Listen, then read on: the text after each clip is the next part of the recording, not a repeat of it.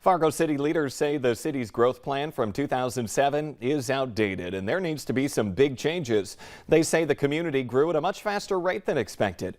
They are now looking at ways to bring in more affordable housing, more commercial business to the south side, and growth up north as well. I know on the south side now we have areas where we probably should have put commercial, because if people want to get out and get milk or a loaf of bread, they drive 2 miles. And is that really smart growth with energy issues there are now? So I will kind of hone in on what is smart growth in the new world. City leaders hope to submit a proposal for that by the end of October.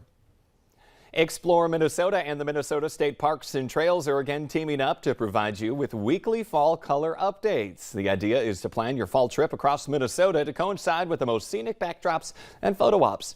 Now, this is video from Visit Bemidji. It's not from this year, it's from previous. Staff at Minnesota's 75 state parks and recreation areas submit the fall color progress reports. They say peak is often between mid-September and mid-October across the state. We do have a link to this on our VNL News app, and of course we'll keep track of it right here on the Valley Today. Speaking of fall stretching, 110 acres. The Stony Brook Farms corn maze in central Minnesota might be the largest one in the world. Morgan Wolf went to check it out and found out that the maze means much more to the family than just a record book. We pick all our sweet corn at night before the sun wakes up.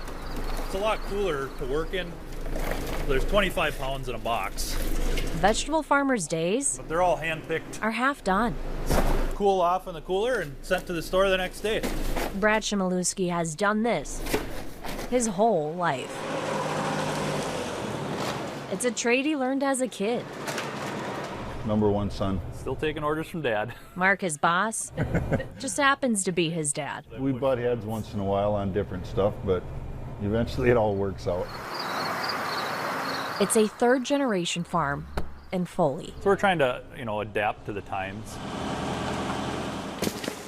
Finding a way to do that And you're getting creative with it. Yeah. by making this. We weren't expecting to go that big that fast, but we had the area and we wanted to put Minnesota on the map. Don't let the spooky characters scare you away. Yes, a very big corn maze at that. Measuring at 110 acres, it's double the size of the Guinness World Records book. In Dixon, California. Why is the record in California? That should be a Midwest record, right?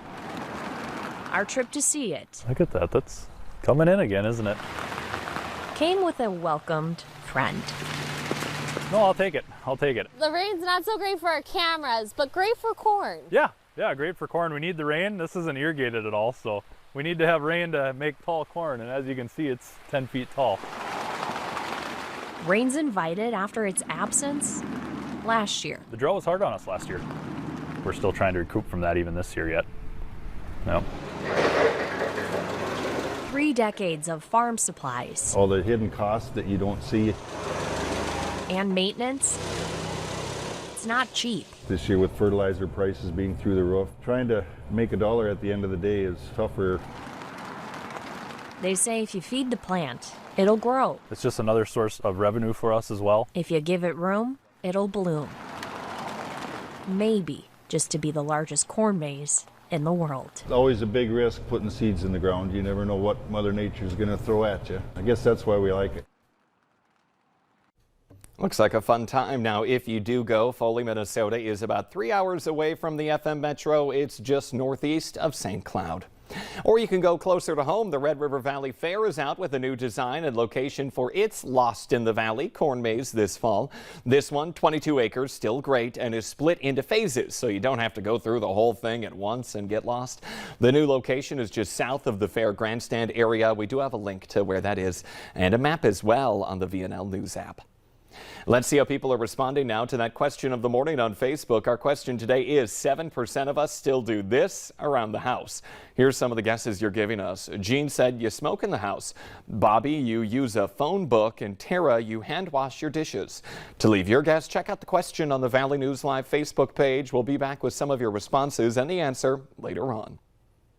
We have breaking news straight ahead on the Valley today. A fire at a South Fargo apartment building, plus one man accused of shooting off a shotgun from an apartment balcony.